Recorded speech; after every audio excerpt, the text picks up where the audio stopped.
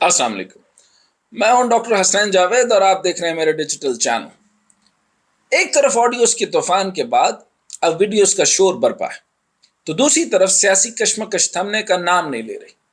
Long मार्च ने मामला FIR पर अटक कर रह गया। इस ऑडियो वीडियो के खेल में कौन मुलव्विस है और कौन फायदा उठाता रहा, डार्क वेब और हैकर्स की कहानियां भी बहुत चली, मगर अब एक बाकायदा इन्वेस्टिगेटिव जर्नलिज्म के इदारे की तरफ से इंकशाफात से भरपूर स्टोरी सामने आई, जिसमें बताया गया कि कैसे पाकिस्तानी सियासतदानों से लेकर जनरल्स और सफारतकारों की जासूसी कहाँ के हैकर्स ने कहाँ बैठकर फोन कंप्यूटर हैक कर लिए। जिस तरह मनी लॉन्ड्रिंग का गढ़ लंदन ही निकलता है, और रिपोर्ट के मुताबिक हैकिंग गैंग का मस्कन भी लंदन ही है। बरतानवी media Bureau of Investigative Journalism के मुताबिक सरकारी अहदेदारों और सियासतदानों की गुफ्तगू रिकॉर्ड की गई। The bureau of Investigative journalism और संडे टाइम्स को गैंग के डेटाबेस तक रसाई दी गई, जिसके मुताबिक हैकर्स ने 10 से ज्यादा मुतासरीन के निजी ईमेल अकाउंट्स को हदफ बनाया। इंकशाफात में यह सामने आया है कि इंडिया की इंटेलिजेंस एजेंसीज के हुक्म पर इंडियन हैकर के गैंग ने पाकिस्तानी सियासतदानों, फौजी अफसरान और सफारतकारों की ईमेल हैक करवाए और खुफिया आलात के जरिए इनकी गुफ्तगू रिकॉर्ड की। इन्वेस्टिगेटिव रिसर्च और इसके नतीजे में मिलने वाले डॉक्यूमेंट्स से ये इंकशाफात भी हुए हैं कि प्राइवेट ब्रिटिश डिटेक्टिव इंडिया ने से होने वाली हैकिंग गैंग के जरिए दर्जनों आला शख्सियात की जासूसी करा रहे थे। रिपोर्ट में यह भी सामने आया कि इंडियन एजेंसी ने इन हैकर्स को इस्तेमाल किया। मीडिया रिपोर्ट्स के मुताबिक हैकर्स को 2022 10 जनवरी को फवाद चौधरी का ईमेल अकाउंट हैक करने का हदफ दिया गया था। इस वक्त फवाद चौधरी पाकिस्तान के इंफॉर्मेशन मिनिस्टर थे। साबिक सदर परवेज मुशर्रफ भी इंडियन हैकिंग ग्रुप का निशाना थे। कैसी अजीब बात है कि बरतानिया में हैकिंग जुर्म है, लेकिन इंडियन गैंग के खिलाफ अब तक कार्रवाई नहीं की। हैकर्स ने मीडिया पर्सनल्स स्विट्जरलैंड के सदर को भी निशाना बनाया। रिपोर्ट के मुताबिक बीबीसी के पॉलिटिकल एडिटर क्रिस मॉसन की तैनाती के 3 हफ्तों बाद गैंग को इन्हें हदफ बनाने का अहकामात मिले। The bureau of Investigative journalism ने इंडिया में होने वाली खुफिया लीक दस्तावेजात की तहकीकात की। हैकर्स ने स्विट्जरलैंड के सदर और इनके नायब को बोरिस जॉनसन और लिज ट्रस से मुलाकात के बाद निशाना बनाया, और स्विट्जरलैंड के सदर बोरिस जॉनसन को लिज ट्रस ने रूस पर पाबंदियों से मुताल्लिक मुज़ाकरात किए थे। लेकिन हैरत है कि इंडिया के खिलाफ और ना ही इनके हैकर्स के खिलाफ कोई कार्रवाई अमल में लाई जाती है। तो इंडिया शुरू से ही एक ऐसी हरकतें कर रहा है और इन हैकर्स का खुरा भी इंडिया ही निकाल रहा है।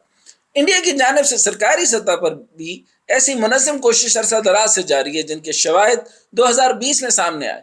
यूरोपीय यूनियन के तहत डिसइंफॉर्मेशन की मुनज़्ज़म कोशिश का सुराग लगाने और उन्हें बेनकाब करने वाले खुद मुख्तार इदारे EU डिसइंफो लैब ने अपनी रिपोर्ट में इंकशाफ किया था कि इंडिया अक़वाम मुत्तहिदा यूरोपीय यूनियन पर असर अंदाज होने के लिए गुज़श्ता 18 साल से इंडियन क्रॉनिकल्स के नाम से जाली मीडिया और गैर सरकारी तंजीमों का नेटवर्क चला रहा। इन नेटवर्क में 750 जाली और फर्जी इदारे शामिल हैं। EU डिसइंफो लैब के मुताबिक इस बड़े पैमाने की डिसइंफॉर्मेशन मुहिम का बुनियादी हदफ पाकिस्तान है।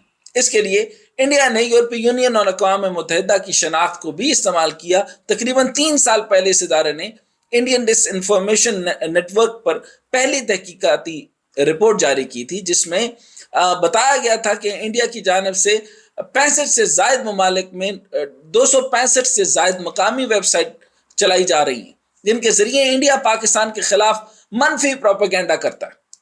इस जालसाजी में भारत की जानिब से अक़वाम मुत्तहिदा और यूरोपीय यूनियन के इदारों और अहम शख्सियात के नाम और शोहरत को भी बड़े पैमाने पर इस्तेमाल किया गया। यहाँ तक कि ऐसे अफराद जो इंतकाल कर चुके थे या इदारों को छोड़ चुके थे, इनका नाम भी इस प्रोपेगेंडा मुहिम में इस्तेमाल किए गए, जैसा कि मारूफ अमरीकी माहिर कानून लुइस बी सोहन, और जो 2006 में इंतकाल कर गए थे, मगर इंडिया के डिसइंफॉर्मेशन नेटवर्क ने वेबसाइट्स पर इन्हें 2007 में यूएन ह्यूमन राइट्स काउंसिल के एक इजलास में शरीक करार दिया। यही नहीं, 2011 में वाशिंगटन DC में गिलगित बल्तिस्तान के मौजू पर होने वाली एक इजलास में भी इन्हें शरीक बनाया गया। तो इंडिया के साइबर वॉर जारी है, इसमें सबको निशाना बनाया जा रहा है, और अब तो ऑडियो वीडियो का खेल शिद्दत इख्तियार कर रहा है। मगर हमें सोचना होगा कि कौन फायदा उठा रहा है। یہ فائدہ کس کو ہو رہا ہے؟ یہ تمام کرونیکلز اور ڈس انفارمیشن اور یہ ڈس انفو لیبز جو ہیں وہ مکمل طور پر پاکستان کو کیوں ہدف بنا رہی ہیں؟ پاکستان کی شخصیات آپس میں شخصیات کو ٹارگٹ کر کے جج جرنلز کے اندر تک پہنچنا، اور یہ ساری کی ساری انفارمیشن ایک تو جیسے میں نے عرض کی تھی کہ ففتھ جنریشن وار ہے، اور ففتھ جنریشن وار کا سب سے بڑا کام جو ہے وہ ہیکنگ انڈسٹری ہے، اور اس کے ذریعے جو ہے وہ ذہنوں کے اندر برین واش کرنا، سائیکولوجیکل چینجز لانا، ذہنوں کا انتشار پر مبنی خیالات کا لانا، اور ایسے معاملات کی طرف جو کہ کبھی انفارمیشن عام عوام کو پہنچ نہیں سکتی، یعنی عوامی طور پر اشتعال انگیزی کرنا۔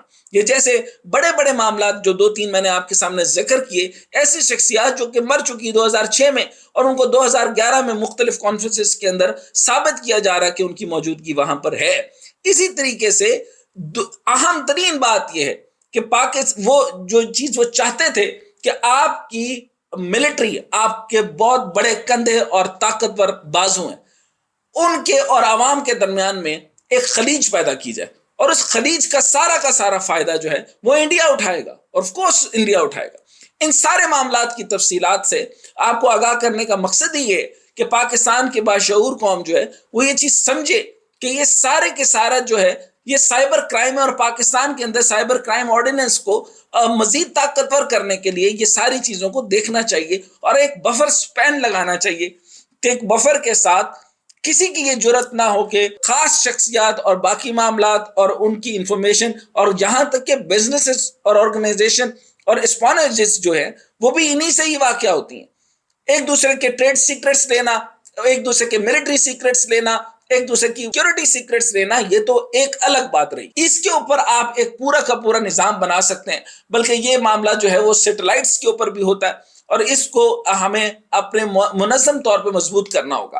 لیکن جو دوسرا ہے ففتھ جنریشن وارفیئر کا اہم مقصد ہوا کرتا ہے وہ لوگوں کا ذہن ہوا کرتا ہے۔ لوگوں کے ذہن کو ٹارگٹ کیا جاتا ہے اور آپس میں خلیج پیدا کر دی جاتی ہے۔ آپ کے ملک کی فوج آپ کی حفاظت میں معمور، آپ کا نظام، آپ کے سیکرٹ لوگ، اور جو ہماری سیکرٹ ایجنسیز ہیں، اور جو ہمارے سیلف ڈیفenس کے جو ہمارے سیکریٹو، چاہے وہ ISI ہو، ان کے نام کو اوپن کرنا کس کو مقصود ہو سکتا ہے؟ کون بتاتا ہے کہ کون سے آفیسرز ہمارے اور کس طریقے سے ہیں؟ وہ عوام تک جانے کی کیا ضرورت ہے؟ اور یہ باتیں عوام تک پہنچانا اور ان کے خلاف زہر اگلنا، یہ سارا کا سارا یہ معاملہ کہاں سے پیدا ہوتا ہے؟ اس کا سارا ہدف کا فائدہ کیا ہے؟ آپ نیٹ ریزلٹ نکال لیجئے اور ریزلٹ میں دیکھ لیجئے کہ یہ صرف اور صرف ایک خلیج، ایک لائن پیدا کرنا ہے، اور وہ عوام اور آپ کی مضبوط سیکورٹی ڈیفنس، جس میں حکومت بھی ہے اور ملٹری بھی ہے۔ ظاہر سی بات ہے جب ان کے درمیان میں آپ پیدا کر دیں گے اور عوام ایک طرف کھڑی ہوگی اور دوسری طرف کھڑی ہوگی، تو ان کے مقاصد آسانی سے حل ہو جائیں گے۔ اور اسی ہیکنگ انڈسٹری کی وجہ سے آپ نے دیکھا ہوگا کہ پچھلے 2008 کے بعد بڑے بڑے بینک ڈیفالٹس بھی ہوئے، کمرشل ڈیفالٹس بھی ہوئے، اور آپ صرف ایک ہیکنگ کی وجہ سے سٹاک مارکیٹ ایک ہی دن میں چند گھنٹوں میں گر بھی جاتی ہے، اور پوری کی سٹاک سے لے کر کمرشل مارکیٹ سے لے کر آپ کی جو منی مارکیٹ ہے وہ بھی گر سکتی ہے۔ ان ساری چیزوں کا آپ کو خیال رکھنا ہے، اور پاکستان کے سائبر کرائم جو بڑھتے جا رہے ہیں، ہمیں ذہنی طور پہ اب گرون اپ ہو جانا چاہیے، اور بڑے ہو جانا چاہیے، اور میچور ہو جانا چاہیے کہ ہم ان سازشوں کو سمجھیں اور ففتھ جنریشن کی اصلی تحقیق کو سمجھ کے اور پھر اس کے اوپر اپنی رائے قائم کریں۔